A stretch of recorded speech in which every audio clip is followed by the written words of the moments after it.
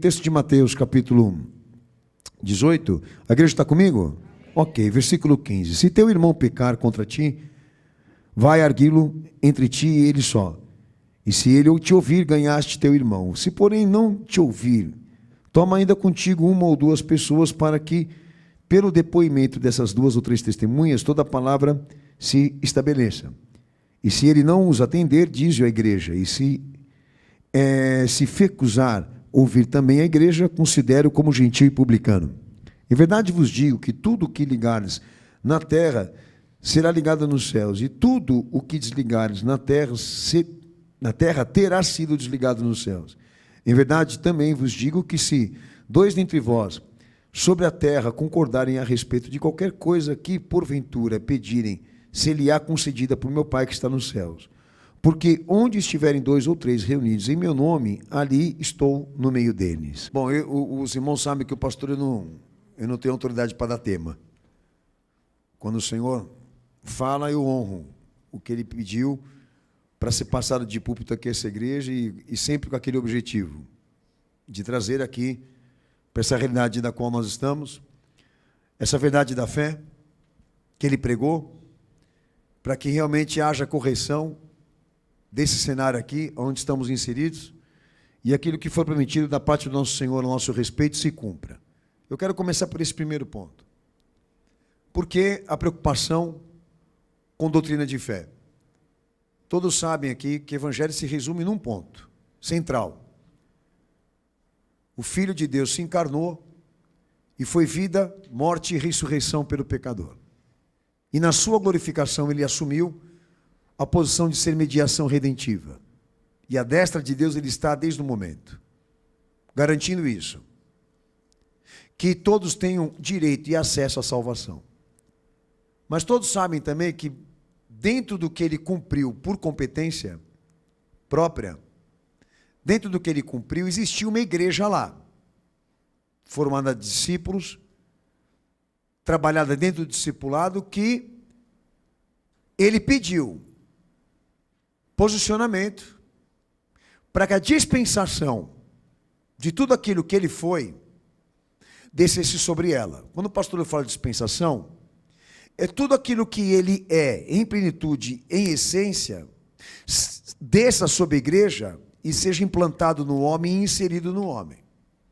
E a gente sabe que isso acontece quando Deus opera, de forma sobrenatural, obviamente, pelo poder dEle. Mas é fato que quando a gente entra no livro de Atos, a igreja está ali, esperando a dispensação acontecer. E aqueles que foram educados e discipulados pelo Senhor, aguardando que a promessa se cumprisse. Então, qual o entendimento aqui? Que tudo aquilo que eles viveram antecipadamente à dispensação de Atos, tudo aquilo que eles viveram, conheceram, experimentaram em Cristo, poderia estar comprometido na dispensação, se aquele terreno da qual eles estivessem, não estivesse sido trabalhado. O que eu quero dizer? Lá na parábola do semeador mesmo, o Senhor deu essa visão. Que existem interferências entre nós. Opiniões, divergências, indisciplina, pecado, corrupção, maldade, seja como for. E para que aquilo que está nele desça sobre o homem, os espinhos, as pedras vão precisar sair, a terra vai precisar ser arenada, afofada, para a semente ser semeada, e Jesus começar a agir da maneira como Ele quer. Então nós entendemos que aquele discipulado que o Senhor investiu naqueles homens se dirigiu à igreja, obviamente num aspecto bem maior do que aqueles homens iam cumprir e servir a Cristo, mas é fato, não haveria dispensação se não houvesse um terreno alinhado a Cristo. Quando o pastor fala terreno, vida. Então essa é a nossa preocupação. A gente pode reunir forças aqui, humanas, construirmos essa perspectiva de um apelo a Deus, mas dentro de um desajuste, de uma deformidade e comprometimento doutrinário. A pergunta que eu te faço aqui agora é: Deus não vai levar em relevância essas considerações do Filho, de que primeiro serão tiradas as pedras, os espinhos, afofada a terra, trabalhada a terra, para depois o reino ser aplicado, ele vai levar, porque Jesus pregou isso. Esse trabalho tem que ser feito. Ou seja, nós estamos dentro de uma realidade garantida por Cristo, que pode se cumprir na minha vida e na tua vida, e o desafio é esse, que seja anulado, quebrado e fragmentado aqui, qualquer coisa que corresponda ao homem, porque ele precisa prevalecer. Porque é necessário que esse terreno, que essa realidade, que essa situação em que estamos aqui agora, ele será confirmado nela. Porque se não for, e a vontade dele também, não estiver confirmada aqui, não tem dispensação, não tem graça, não tem misericórdia. Reúne todo mundo, faz a oração, vamos ver se alguma coisa vai acontecer.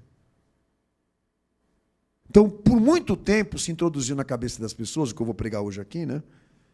Que o desafio maior da igreja é todo mundo estar em comunhão e concordância aqui. Que é exatamente esse texto que o pastor acabei de ler aqui. Então eu vou começar pelo erro da interpretação. Aí no texto de Mateus, capítulo 18, versículo 19, que eu acabei de ler com os irmãos, eu vou pedir até para a minha irmã retomar a leitura, e eu explico para os irmãos, aponto para os irmãos, né? Uma coisa que é muito comum dentro da igreja, essa interpretação. Vamos lá. Também vos digo que se 2 de vós concordarem na terra acerca de qualquer coisa que pedirem, isso lhes será feito por meu Pai que está nos céus. Então, no pensamento contemporâneo, no que diz respeito mais à teologia liberal, muitos interpretam que quando Jesus entra nesse mérito aí, ele está dando importância para isso. De que quando aquelas duas pessoas estiverem ali, orando, que elas compartilhem do mesmo sentimento, desejo, vontade, quando oram, quando clamam. Porque se houver comunhão entre elas, Deus vai agir. E não é essa a interpretação. Eles falam isso por quê? Para querer definir que se houver um cenário religioso, atraente, organizado, que esteja realmente voltado para esse culto, que eles sempre falam, né, da grande comissão, do grande culto, do grande louvor, louvorzão, tarde da adoração, aquela coisa toda.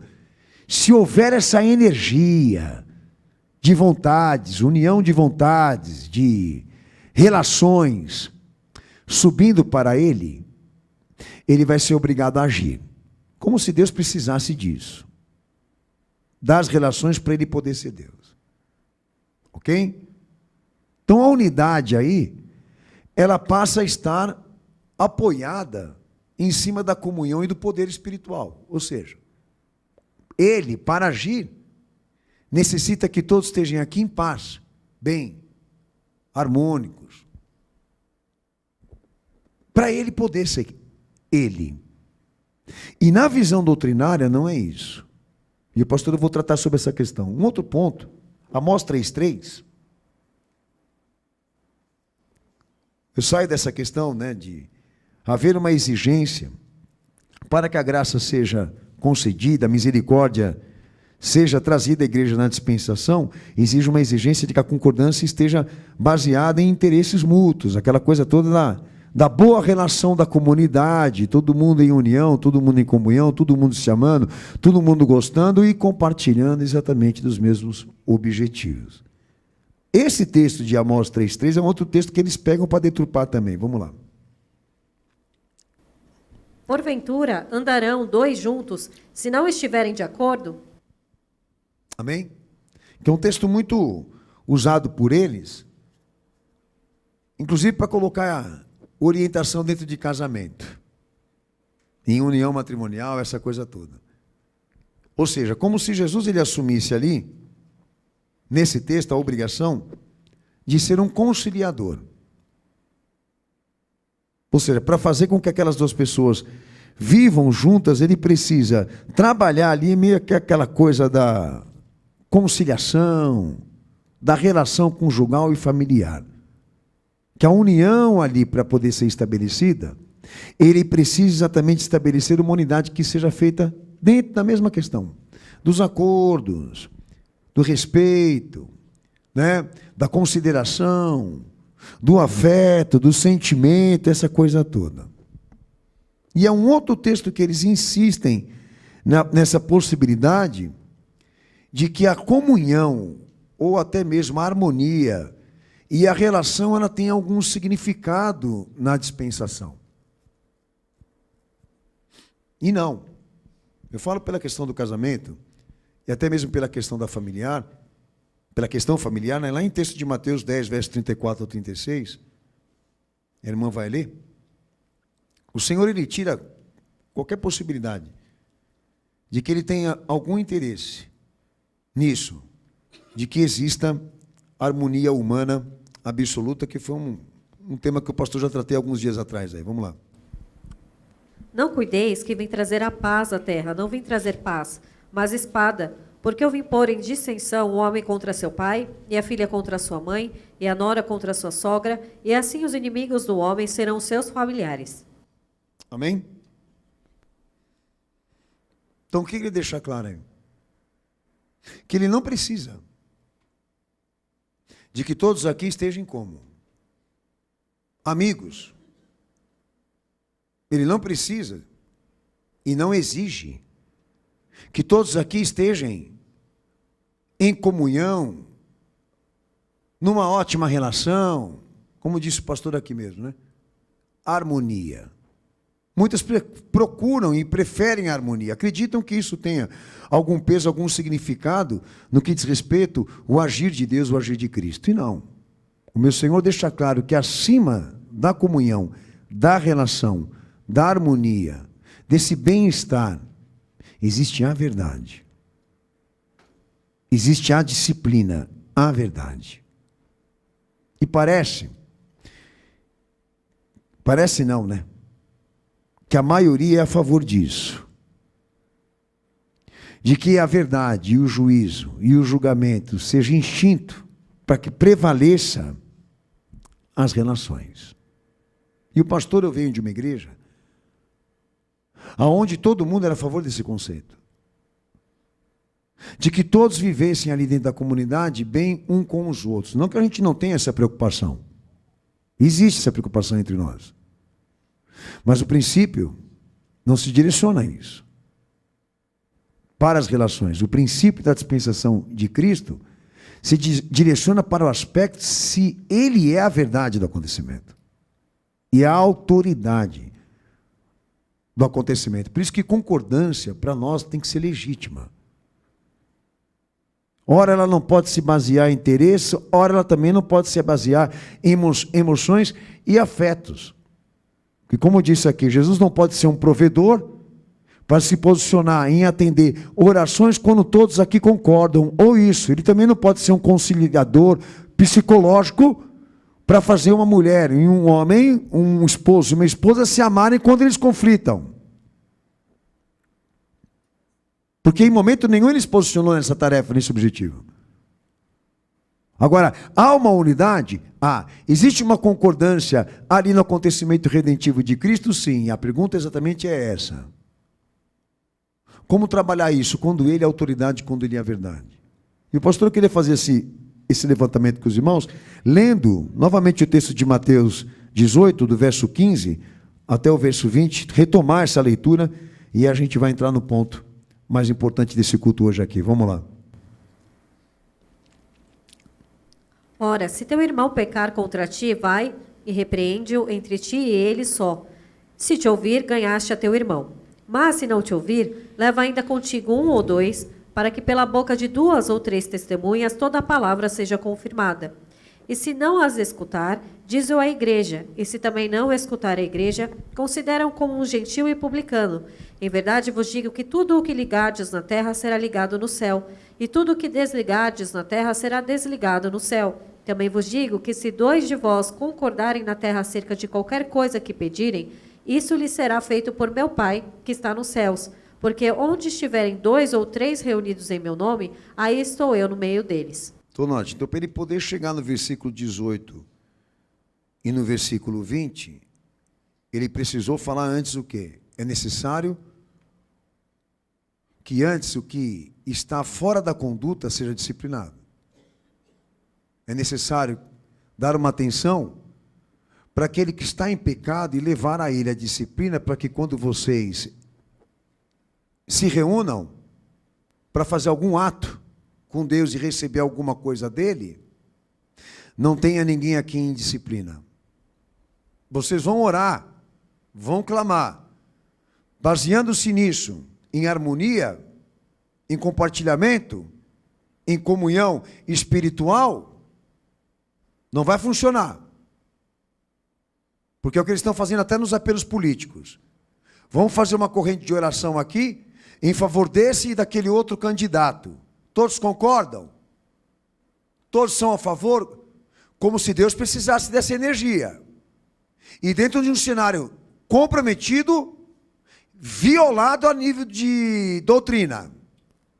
Mas ali naquele momento e naquele ato, o que mais importa é que todos orem em nome de Jesus e que todos concordem pelo mesmo fator, pelo mesmo ponto.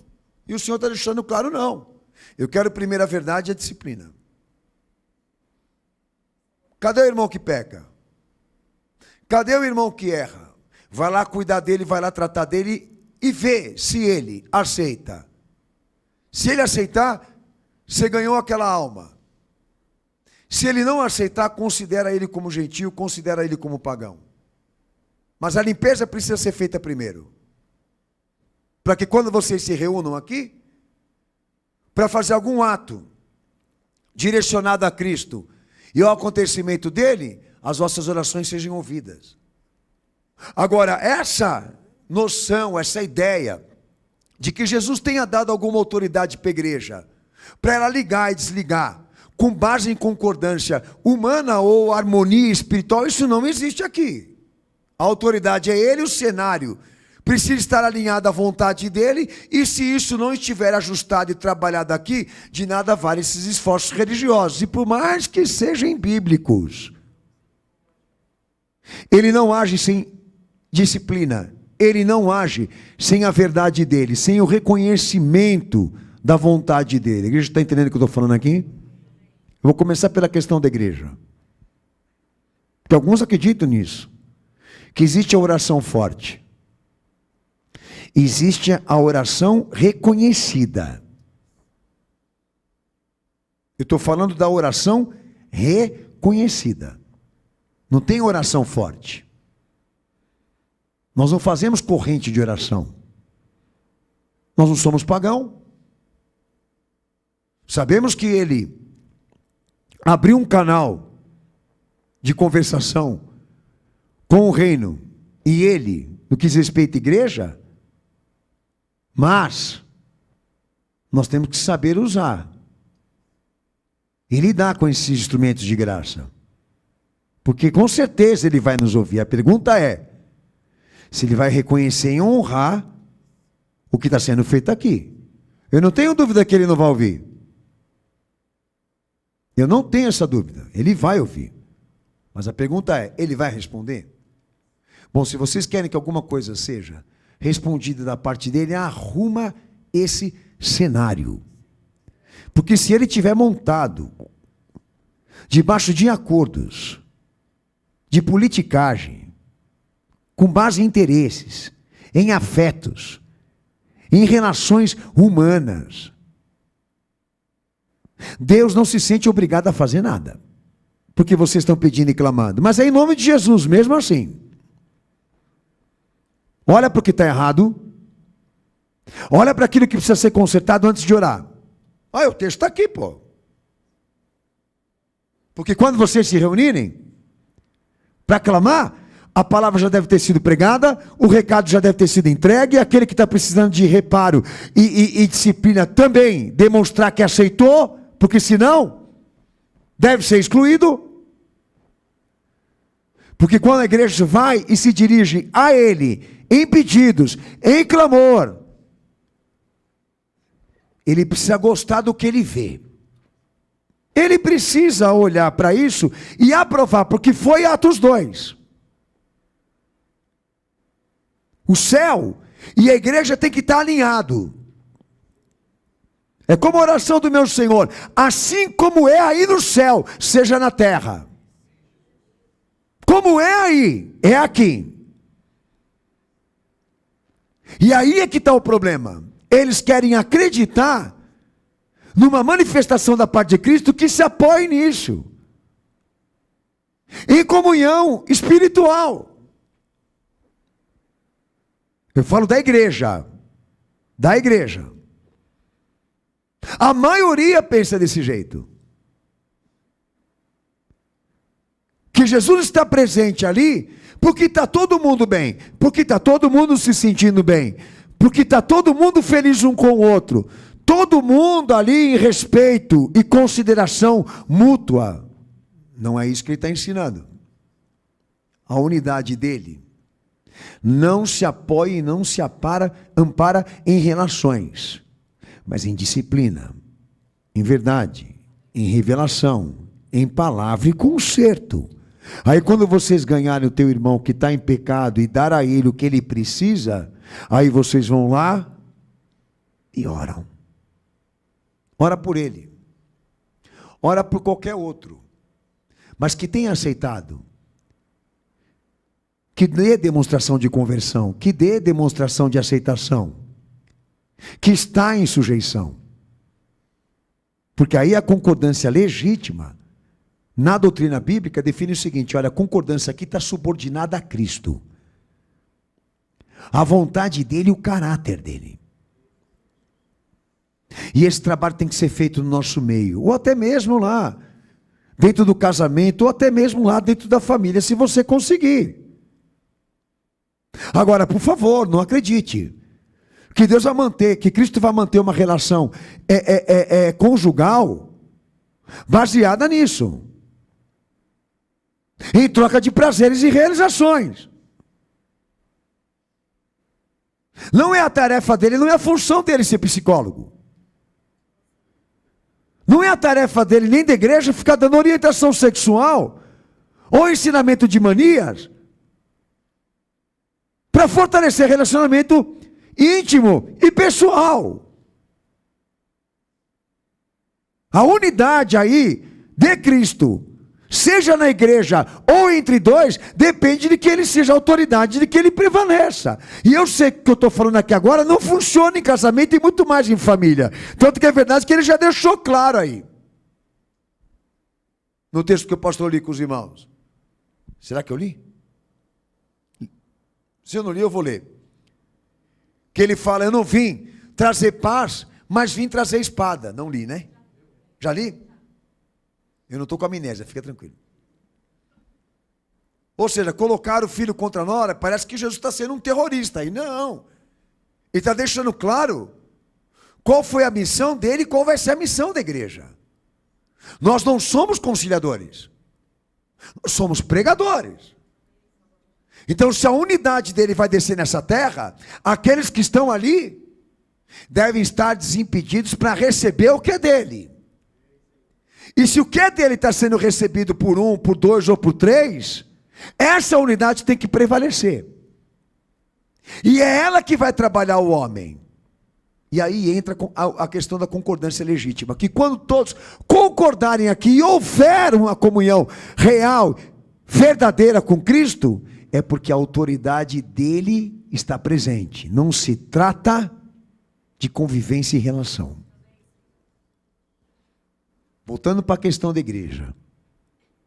Nós vamos acreditar nisso, irmãos? Que a gente se reuniu aqui para um culto poderoso? Ah, vocês estão de brincadeira, pô. Nós nos reunimos aqui para um culto poderoso? Traz a lenha, pô. Traz a lenha que vem fogo. Ou seja, traz o testemunho. Traz o testemunho, traz a conversão, traz a santidade, traz a verdade de Cristo no que você está vivendo agora. Porque nós não podemos acreditar nisso, irmãos. Que é com base em reunião e união de forças, de sentimentos e de vontade que Deus ele vai agir em resultado a isso. Com uma consequência disso. Caramba, eu que estou muito tempo dentro da igreja, vi tantas vezes isso falhar. Falha, erra, falha.